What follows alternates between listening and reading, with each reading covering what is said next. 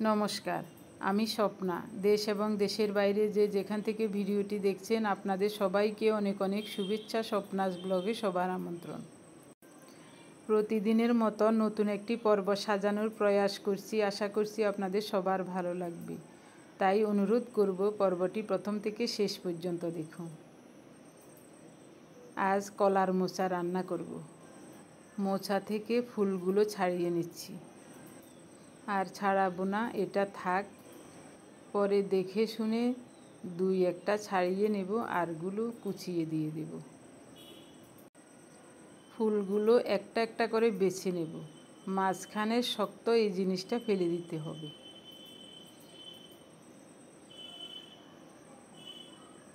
এরকম করে সবগুলো ফেলে দেব।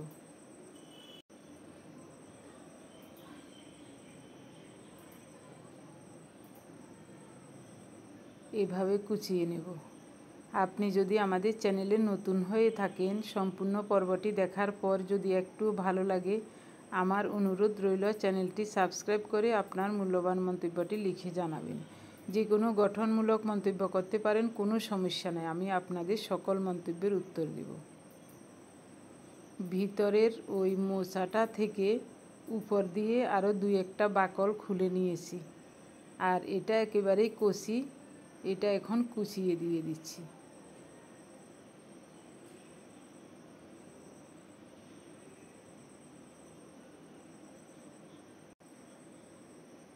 কলার মোচা কাটা শেষ। এখন লবণ আর একটু বেশি করে হলুদ দিয়ে মাখিয়ে রাখব, যেন মোচাটা কালো হয়ে না যায়। অনেক সময় কষ বের হয়ে কালো হয়ে যায়।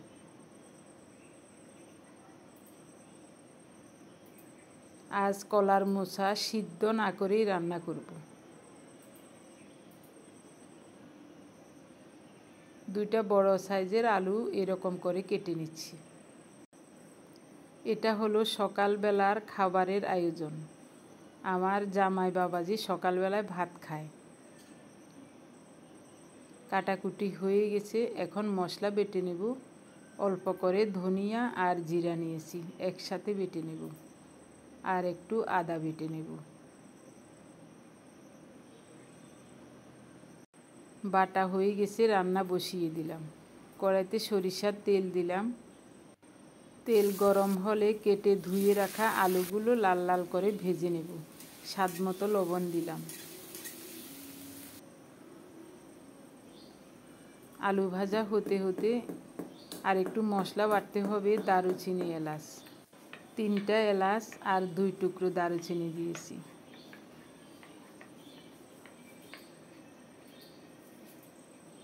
মুসুরের ডাল ভিজিয়ে রেখেছি, বড়া করব। অল্প কিছু ডাল মিহি করে বেটে নেব, ছোট ছোট করে বড়া করে কলার মোচার তরকারিতে দেব। এদিকে একটু জল ফুটিয়ে নিয়েছি কলার মোচা ধোয়ার জন্য।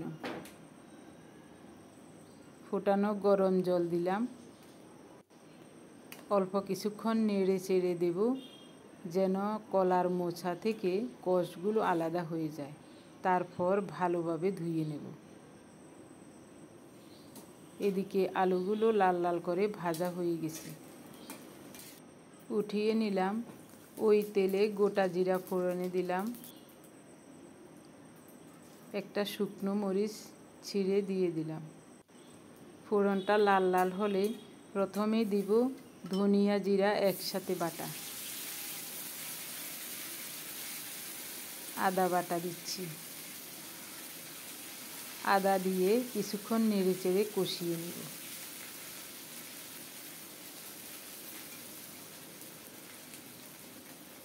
এখন বাটিতে যা মশলা আছে সব দিয়ে দেব। এখানে দারুচিনি, এলাচ বাটাও আছে, সব দিয়ে দিলাম। বাটি ধুয়ে একটু জল দিয়ে দিলাম মশলাটা কষানোর জন্য। স্বাদ মতো লবণ, 1 চামচ হলুদ দিলাম। এবার ভালো করে নেড়ে চেড়ে মশলাটা কষিয়ে নেব। মশলাটা কষানো হতে থাক, এদিকে আমি কলার মোচাটা সুন্দর করে ধুয়ে নেব। গরম জল দিয়ে ভিজিয়ে রেখেছিলাম কিছুক্ষণ।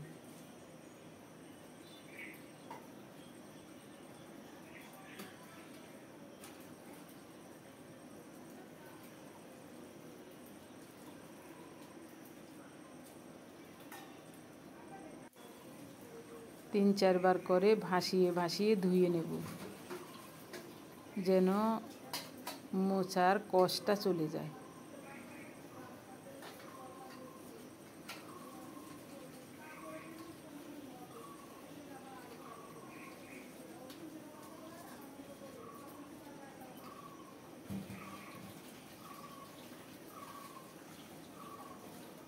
সুন্দর মতো ধোয়া হয়ে গেছে।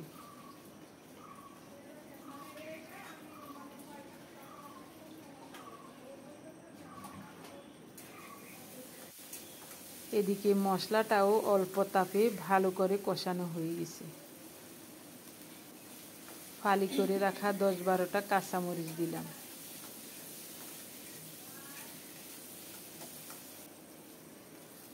এখন কলার মোচাটা দিয়ে দেব।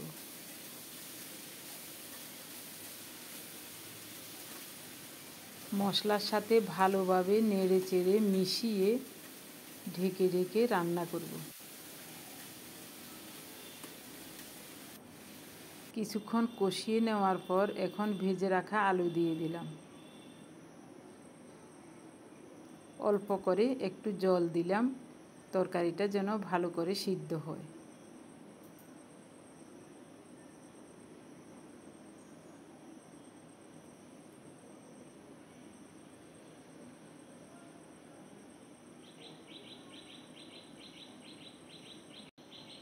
চুলার তাপটা কমিয়ে দিয়ে ঢাকা দিয়ে রান্না করব 5-6 মিনিট। এদিকে অল্প করে একটু মসুরির ডাল মিহি করে বেটে নিয়েছিলাম, লবণ দিয়ে ভালোভাবে ফেটিয়ে নিয়ে ছোট ছোট বড়া তৈরি করে নেব।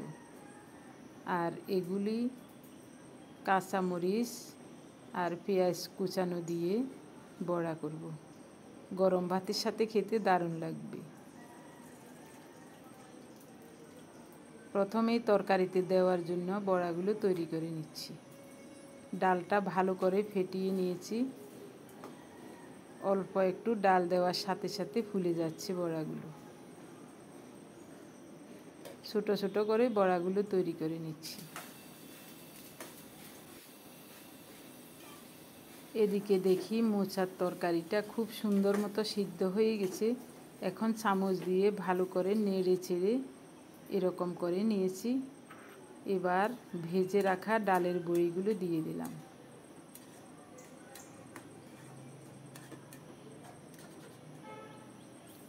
সুন্দর মতো সব মিশিয়ে নিয়ে আরও কিছুক্ষণ ঢেকে রেখেছি।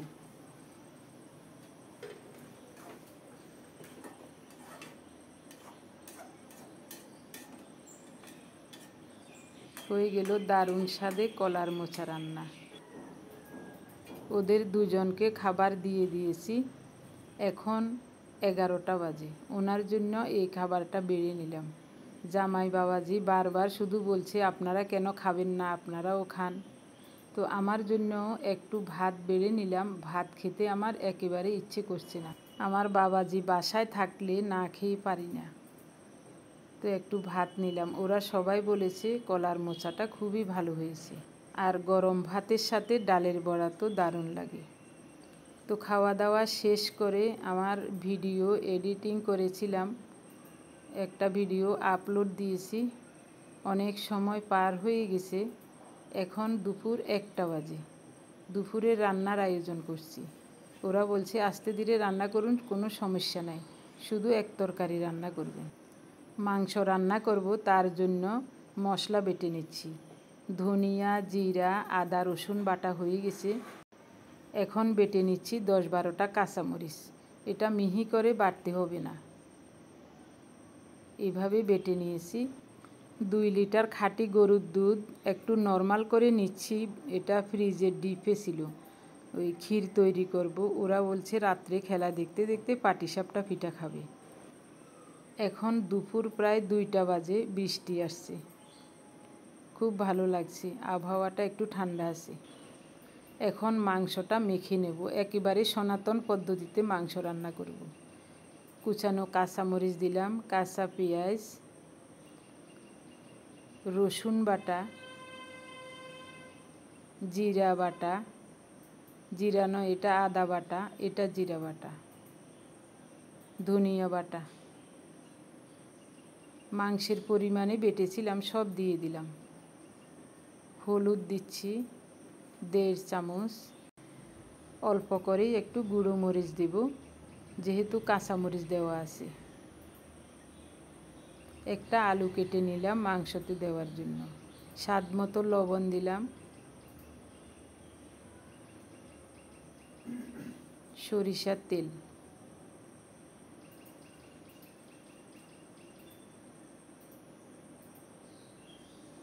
এভাবে সব সময় দেখেছি আমার মা মাংস রান্না করতেন, খুবই ভালো লাগতো খেতে।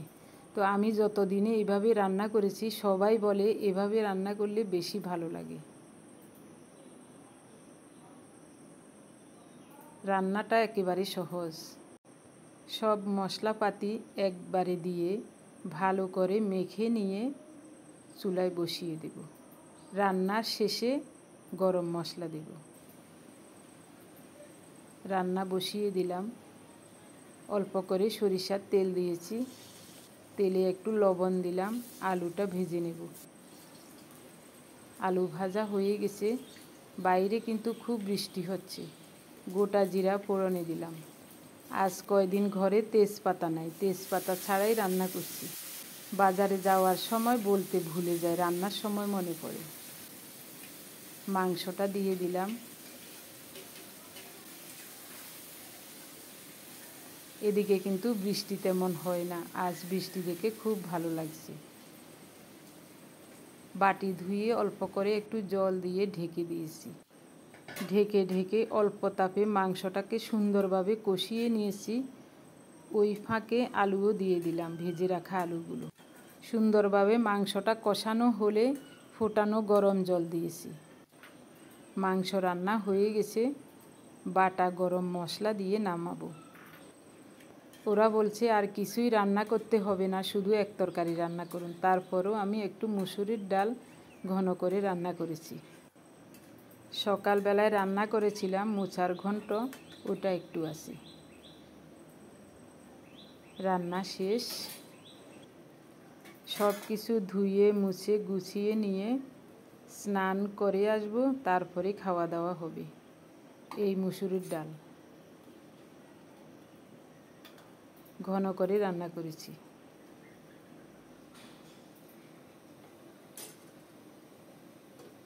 এখন 3টা বেজে গেছে।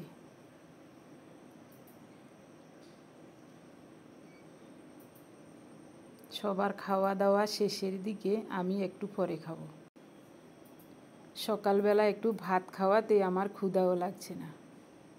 ওরা সবাই বলছে মাংসটাও বেশ ভালো হয়েছে। আমার জামাই বাবাজি শুধু মাংস দিয়ে খাচ্ছে, আর কিছুই নেয়নি। ও বলছে মাংসটা খুবই চমৎকার হয়েছে, আমার আর কিছু লাগবে না। রিয়া বলছে মা ডালটা কী যে চমৎকার হয়েছে, ডাল দিয়ে মেখে খেতে দারুণ লাগছে। সবার খাওয়া দাওয়া শেষ, থালা বাসন সব ধুয়ে নিয়ে এখন আমি খেতে বসলাম। রাতে আর কিছুই খাবো না, তারপরও পাটিসাপটা পিঠা বানাবো, হয়তো 1-2টা পিঠা খাওয়া হবে। পাটিসাপটা পিঠার জন্য ক্ষীর তৈরি করতে হবে। ক্ষীর তৈরির জন্য আমি আরও অনেক আগে রান্নার পরপরই দুধটাকে রাইস কুকারের ওই পাত্রে বসিয়ে দিয়েছি। রিয়া বলছে মা এভাবে করে আমরা দুধ জাল দিয়ে খাই, দুধ পড়ে না, তার জন্য ওখানে বসিয়ে দিয়েছি। 2 লিটার দুধের ক্ষীর হতে অনেক সময় লাগবে। চুলায় বসালে ওখানে দাঁড়িয়ে থেকে নেড়ে নেড়ে ক্ষীর তৈরি করতে হবে, ওটা করা সম্ভব নয়। সারাদিন চুলার কাছে ছিলাম, এই জন্য ওখানে বসিয়ে দিয়েছি। প্রায় 1 লিটার হয়ে গেছে, 2 লিটার দুধ কমে। আর বেশিক্ষণ সময় লাগবে না, ফাঁকে ফাঁকে গিয়ে শুধু নেড়ে দিচ্ছি। ঘন মসুরির ডাল দিয়ে ভাত মেখে মোচার ঘন্ট দিয়ে খেতে খুবই চমৎকার লাগছে।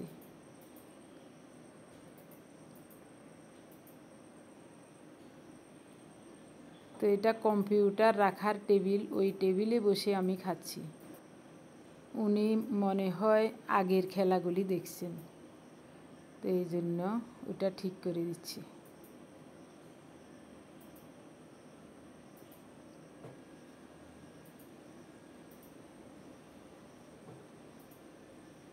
আমাকে বলছে বেশি করে খাও, এত কাজ করেছ বেশি করে খাও, দুষ্টামি করে বলছে।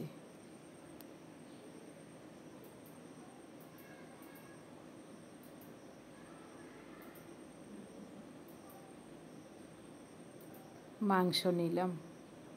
আমার কাছে মাংস দিয়ে ভাত খেতে বেশি ভালো লাগে না, তারপরও রান্না করি, 2-1 পিস খাই। আসলে মাংসটা খুব ভালো লাগছে খেতে। এভাবে সনাতন পদ্ধতিতে মাংস রান্না করলে ভালো হয়, কোনো দিনও খারাপ হয় না। আমার পার্থও বলে, মা এভাবে মাংস রান্না করলে ভালো লাগে।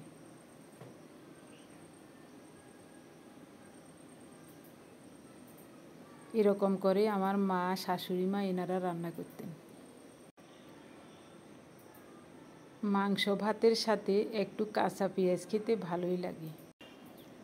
খাওয়া দাওয়া শেষে অনেক কাজ আছে, সারাদিন খুঁটে খুঁটে অনেক কাজ করি। এখন সন্ধ্যা পার হয়ে রাত 8টা বাজে। তো এখন আমি পাটিসাপটা পিঠা তৈরি করছি। পিঠার ক্ষীরটা খুবই সুন্দর হয়েছে।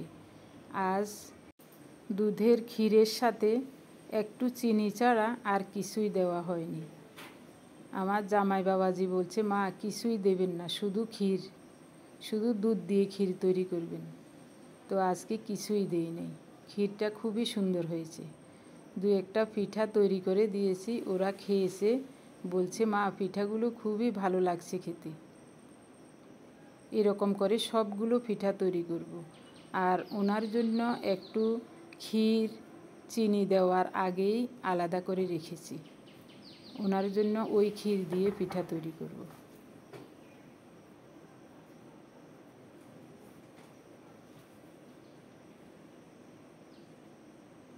ও ক্ষীরের সাথে একটু 2 চামচ খাঁটি গাওয়া ঘি দিয়েছি, আর অল্প একটু চিনি দিয়েছি।